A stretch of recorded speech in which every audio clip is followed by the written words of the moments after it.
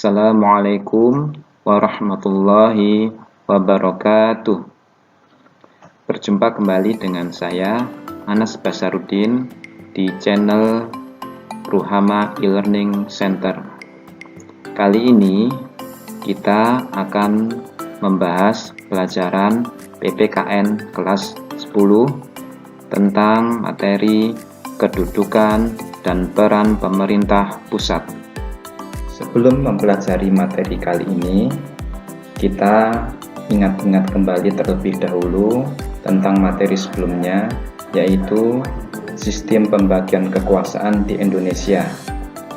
Ada yang secara vertikal dan juga ada yang secara horizontal. Selain itu, kita juga sudah mempelajari tentang suprastruktur dan infrastruktur sistem politik di Indonesia. Penyelenggara pemerintahan pusat dalam sistem ketatanegaraan di Indonesia adalah Presiden, dibantu oleh Wakil Presiden dan Menteri Negara. Berkaitan dengan pelaksanaan otonomi daerah, kebijakan yang diambil dalam menyelenggarakan pemerintahan digunakan asas desentralisasi, tugas pembantuan, dan dekonsentrasi sesuai dengan peraturan perundang-undangan. Menurut Undang-Undang Nomor 32 Tahun 2004 tentang Pemerintahan Daerah, desentralisasi dimaknai sebagai penyerahan wewenang pemerintah oleh pemerintah kepada daerah otonom untuk mengatur dan mengurus urusan pemerintahan dalam sistem negara kesatuan Republik Indonesia. Menurut Undang-Undang Nomor 32 Tahun 2004 tentang Pemerintahan Daerah, dekonsentrasi didefinisikan sebagai pelimpahan wewenang pemerintahan oleh pemerintah kepada gubernur sebagai wakil pemerintahan dan atau kepada instansi vertikal di wilayah tertentu. Masih menurut undang-undang yang sama, yaitu Nomor 32 Tahun 2004 tentang Pemerintahan Daerah, tugas pembantuan adalah penugasan dari pemerintah kepada daerah dan atau desa, dari pemerintah provinsi kepada kabupaten atau kota dan atau desa, serta dari pemerintah kabupaten kota kepada desa untuk melaksanakan tugas tertentu.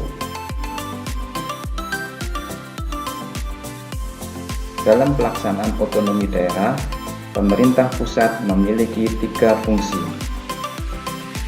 yaitu fungsi layanan atau service function, fungsi pengaturan atau regulating function, dan fungsi pemberdayaan.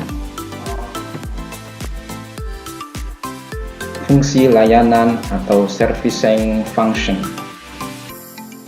Fungsi pelayanan dilakukan dalam rangka memenuhi kebutuhan masyarakat dengan cara tidak diskriminatif dan tidak memberatkan, serta dengan kualitas yang sama.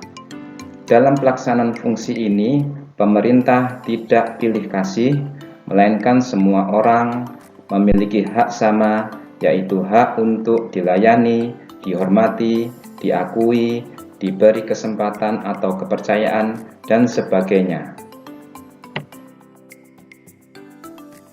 Fungsi pengaturan atau regulating function. Fungsi ini memberikan penekanan bahwa pengaturan tidak hanya kepada rakyat, tetapi kepada pemerintah sendiri. Artinya, dalam membuat kebijakan lebih dinamis yang mengatur kehidupan masyarakat dan sekaligus meminimalkan intervensi negara dalam kehidupan masyarakat. Jadi, fungsi pemerintah adalah mengatur dan memberikan perlindungan kepada masyarakat dalam menjalankan hidupnya sebagai warga negara. 6 fungsi pengaturan yang dimiliki pemerintah. Yang pertama, menyediakan infrastruktur ekonomi. Kedua, menyediakan barang dan jasa kolektif. Ketiga, menjembatani konflik dalam masyarakat. Keempat, menjaga kompetisi. Kelima, menjaga akses minimal setiap individu kepada barang dan jasa. Dan yang keenam, menjaga stabilitas ekonomi. Fungsi pemberdayaan. Fungsi ini dijalankan pemerintah dalam rangka pemberdayaan masyarakat. Masyarakat tahu, menyadari diri, dan mampu memilih alternatif yang baik untuk mengatasi atau menyelesaikan persoalan yang dihadapinya. Pemerintah dalam fungsi ini hanya sebagai fasilitator dan motivator untuk membantu masyarakat menemukan jalan keluar dalam menghadapi setiap persoalan hidup. Urusan pemerintahan yang menjadi urusan pemerintah pusat, yaitu politik luar negeri, pertahanan, keamanan, justisi, moneter dan fiskal nasional, agama, dan norma. Kewenangan pemerintahan pusat lainnya. Yang pertama, perencanaan nasional dan pengendalian pembangunan nasional secara makro. Kedua, dana perimbangan keuangan. Ketiga, sistem administrasi negara dan lembaga perekonomian negara. Keempat, pembinaan dan pemberdayaan sumber daya manusia. Kelima, pendayagunaan sumber daya alam dan pemberdayaan sumber daya strategis. Keenam, konservasi dan standarisasi nasional.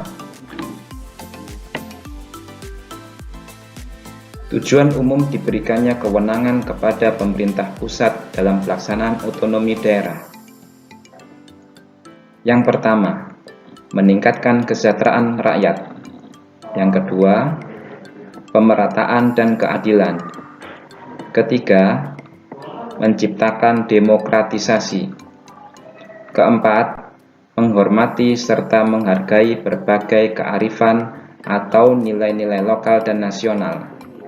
Kelima, memperhatikan potensi dan keanekaragaman bangsa, baik tingkat lokal maupun nasional. Tujuan khusus yang ingin dicapai adalah: yang pertama, mempertahankan dan memelihara identitas dan integritas bangsa dan negara. Yang kedua, menjamin kualitas pelayanan umum setara bagi semua warga negara. Ketiga, menjamin efisiensi pelayanan umum karena jenis pelayanan umum tersebut berskala nasional. Keempat, menjamin pengadaan teknologi keras dan lunak yang langka, canggih, mahal, dan beresiko tinggi, serta sumber daya manusia yang berkualitas tinggi yang sangat diperlukan oleh bangsa dan negara, seperti tenaga nuklir, teknologi satelit, penerbangan antariksa, dan sebagainya. Kelima, membuka ruang kebebasan bagi masyarakat, baik pada tingkat nasional maupun lokal. Keenam, menciptakan kreativitas dan inisiatif sesuai dengan kemampuan dan kondisi daerahnya. Ketujuh, memberi peluang kepada masyarakat untuk membangun dialog secara terbuka dan transparan dalam mengurus dan mengatur rumah tangga sendiri. Terima kasih telah menyaksikan dan belajar bersama-sama di channel Ruhama e-Learning Center. Semoga bermanfaat. Jangan lupa like and subscribe ya. Assalamualaikum warahmatullahi wabarakatuh.